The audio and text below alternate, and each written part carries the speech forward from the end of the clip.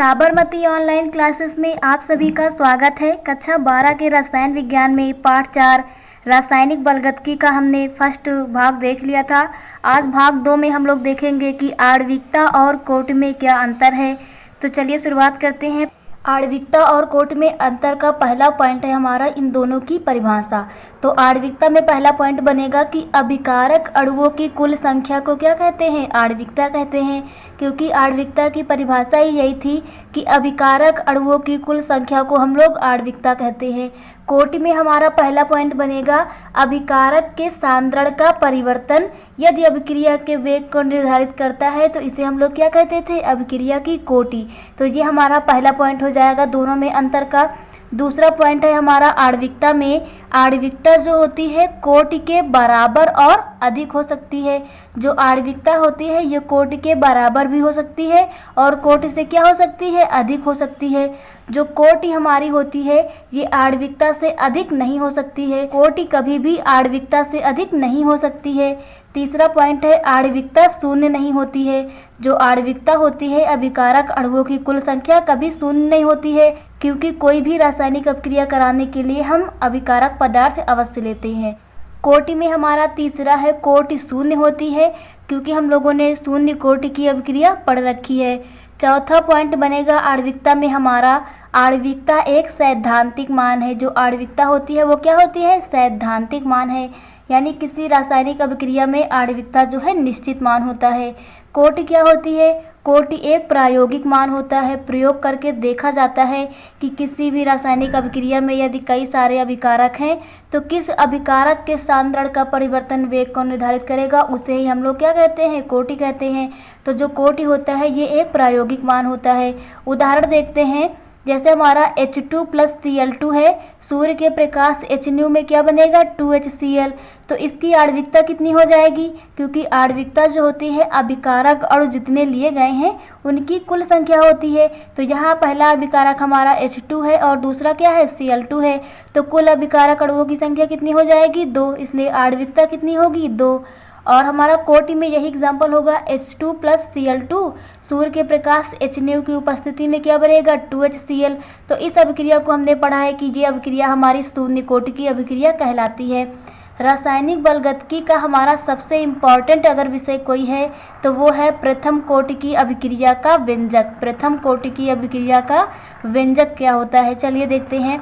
तो इसके लिए हम लोग एक रासायनिक अभिक्रिया मान लेते हैं A to B है। माना कोई रासायनिक अभिक्रिया क्या है? A से B है कि A मोल लेकर अभिक्रिया प्रारंभ कराई गई है। जो ये रासायनिक अभिक्रिया है इसमें अभिकारक के कितने मोल लेकर के? A मोल लेकर के अभिक्रिया प्रारंभ कराई जाती है। तो इसके A मोल लेकर अभिक्रिया प्रारंभ कराई गई है।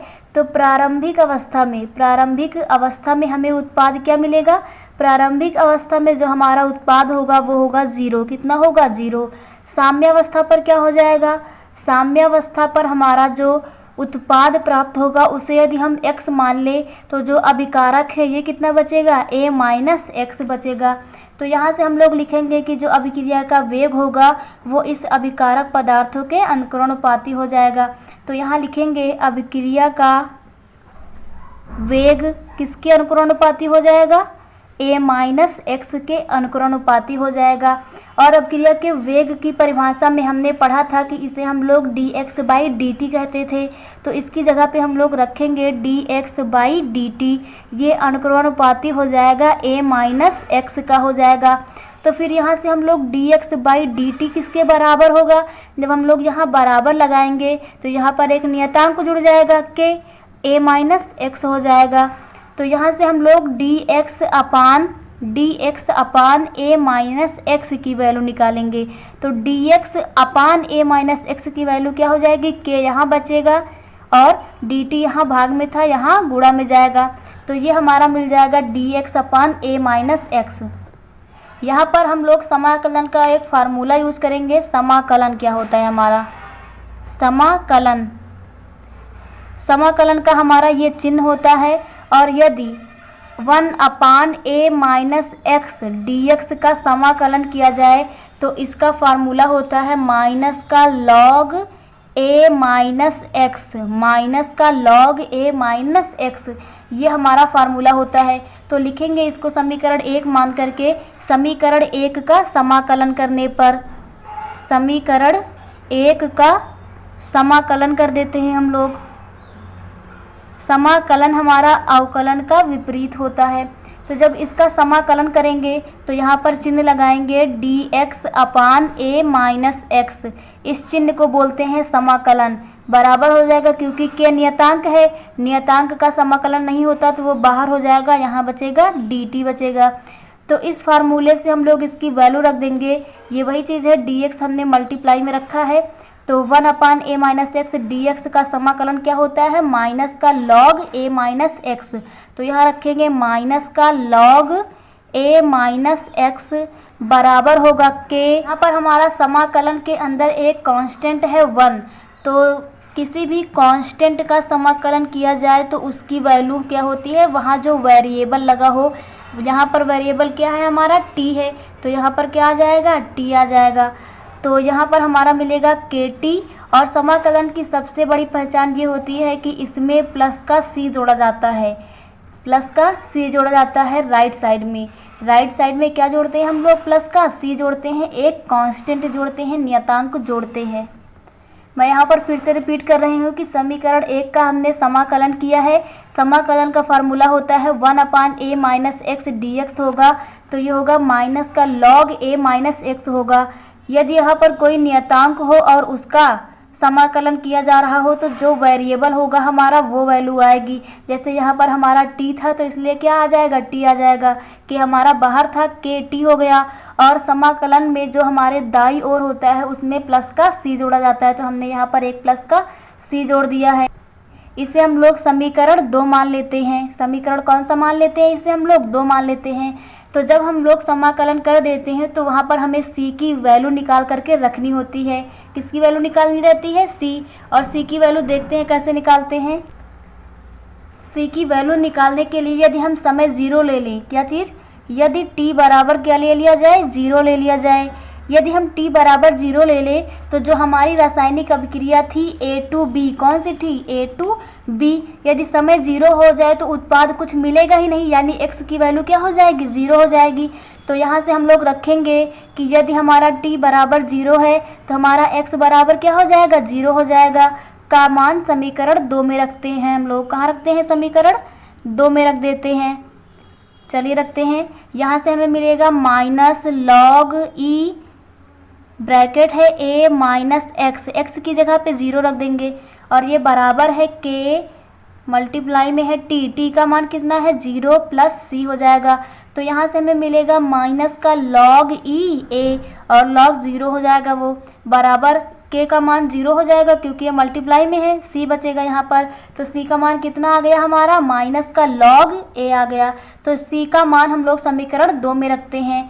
तो यहाँ लिखेंगे c का मान समीकरण किस में रखने पर, समीकरण 2 में रखने पर।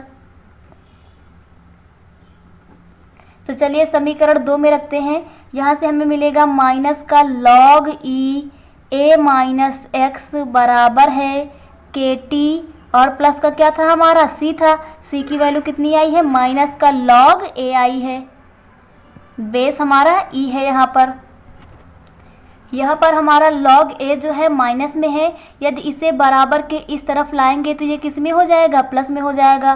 तो हमें मिलेगा log a, और ये वाला तो माइनस में रहेगा क्योंकि ये इधर ही है, a माइनस एक्स बराबर के साइड में क्या बचेगा हमारा, के टी बचा रह जाएगा।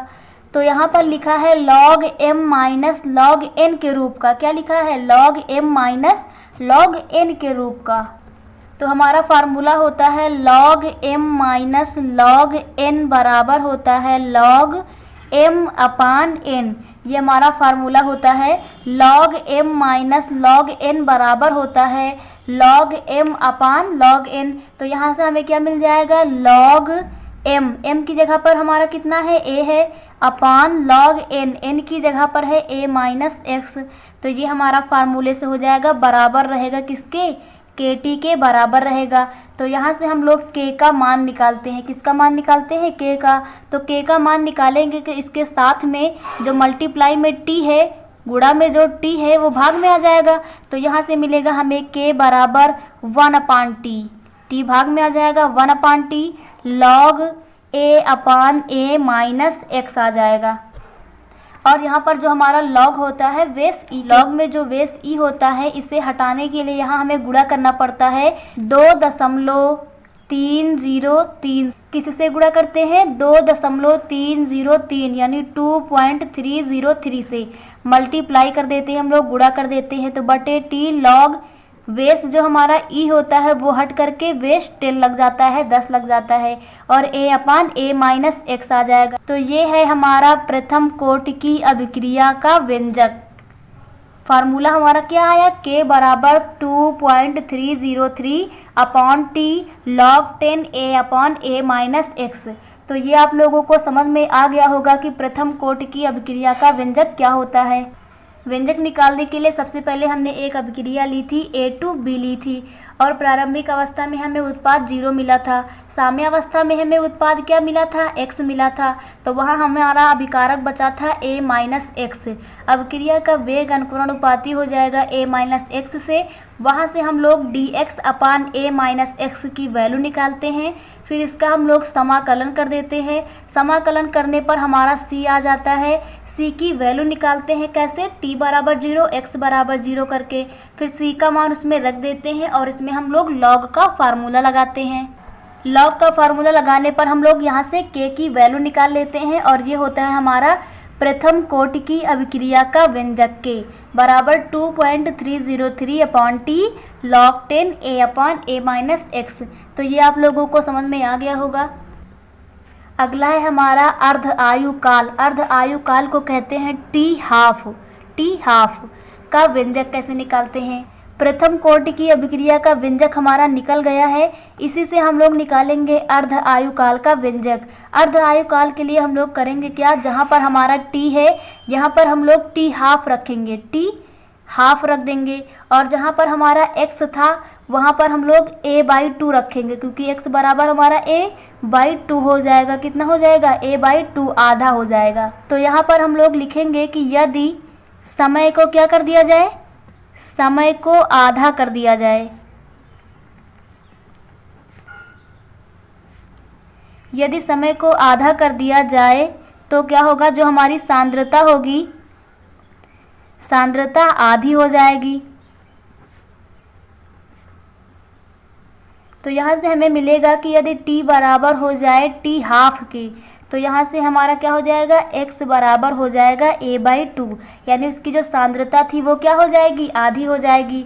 तो प्रथम कोटि की अभिक्रिया का व्यंजक का जो फार्मूला है k बराबर 2.303/t log 10 a/a minus x, इसमें हम लोग वैल्यू पुट करेंगे t की जगह पे t हाफ और की जगह पे रखेंगे a/2। तो चलिए रखते हैं, यहाँ रखेंगे प्रथम कोटि की अभिक्रिया का जो व्यंजक था क्या था? k बराबर 2.303/t log 10 a/a minus x।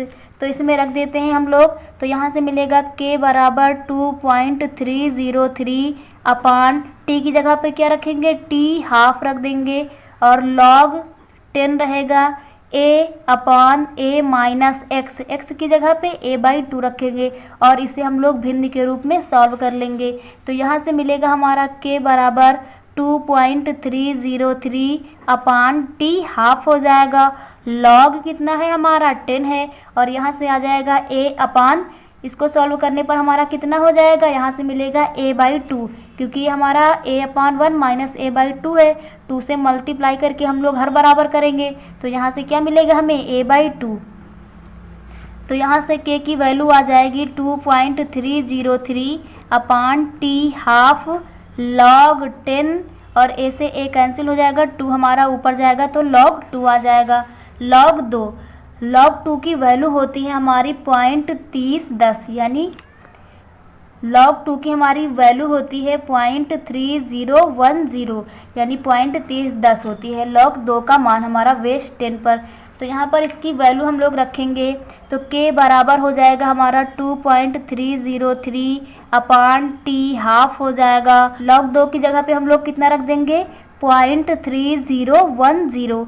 तो जब इसका इसमें मल्टीप्लाई करेंगे तो हमें प्राप्त होगा, इसकी वैल्यू मल्टीप्लाई करने पर आएगी 0.6932, 0.693 आएगी। कितनी आएगी 0.693 आएगी। और अपान में हमारा हो जाएगा टी हाफ। तो इसे कहा जाता है अर्ध आयु काल के लिए व्यंजक। तो प्रथम कोटि की अभिक्रिया के व्यंजक में हम लोग t बराबर टी हाफ और x बराबर a/2 रखते हैं और इसमें log 2 आएगा। log 2 की वैल्यू हम लोग 0.2310 रखेंगे। तो यहाँ से हमारा अर्ध आयु काल के लिए k कितना आ जाएगा 0.6932 अपान टी हाफ हो जाएगा। तो ये था हमारा अर्ध आयु काल के लिए व्यंजक। इसके आगे का हम लोग नेक्स्ट वीडियो में देखेंगे। Thank you.